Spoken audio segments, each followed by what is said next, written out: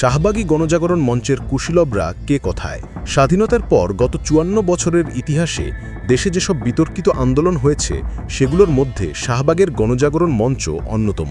২০১৩ সালের ৫ ফেব্রুয়ারি শেখ হাসিনার kangaroo court, আন্তর্জাতিক অপরাধ ট্রাইব্যুনাল জামায়াত নেতা আব্দুল কাদের মোল্লাকে মানবাধিকার বিরোধী অপরাধের অভিযোগে যাবজ্জীবন কারাদণ্ডের রায় ঘোষণা করলে এরপর হঠাৎ করেই ব্লগার অ্যান্ড অনলাইন অ্যাক্টিভিস্ট নেটওয়ার্কের সদস্যরা শাহবাগ মোড়ে জমায়েত হয়ে বিক্ষোভ শুরু করেন।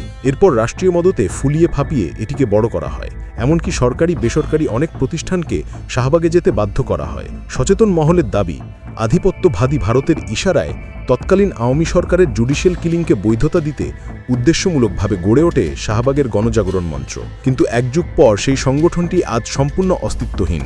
ওই আন্দোলনের সংগঠক ও কুশীলবরাও আজ অনেকেই প্রকাশ্যে নেই। শাহবাগের গণজাগরণ মঞ্চকে ব্যবহার করে ওই সময় যারা জিরো থেকে হিরো হয়েছিলেন ওইসব কুশীলবদের মধ্যে অন্যতম এর আহ্বায়ক ডাক্তার ইমরান এইচ সরকার, বৈষম্য বিরোধী আন্দোলনের বিরোধিতা করা আলোচিত সমালোচিত কথাসাহিত্যিক আওয়ামী বুদ্ধিজীবী অধ্যাপক ডাক্তার মোহাম্মদ জাফর ইকবাল, ঐতিহাসিক শোলাকিয়া ঈদগাহের সাবেক ইমাম ফরিদুদ্দিন মাসুদ, শ্রীদিকি নাজমুল আলম, ছাত্রমৈত্রী সাবেক প্রেসিডেন্ট বাপ্পাদিত্য বসু, জিটিভি অঞ্জন রায়, ৭১-এর ঘাতক দালাল নির্মূল কমিটির উপদেষ্টামণ্ডলী সভাপতি ও লেখক শাহরিয়ার কবির, মঞ্চের স্লোগাল কন্যাখ্যাত লাকি আক্তার সহ আরও অনেকেই।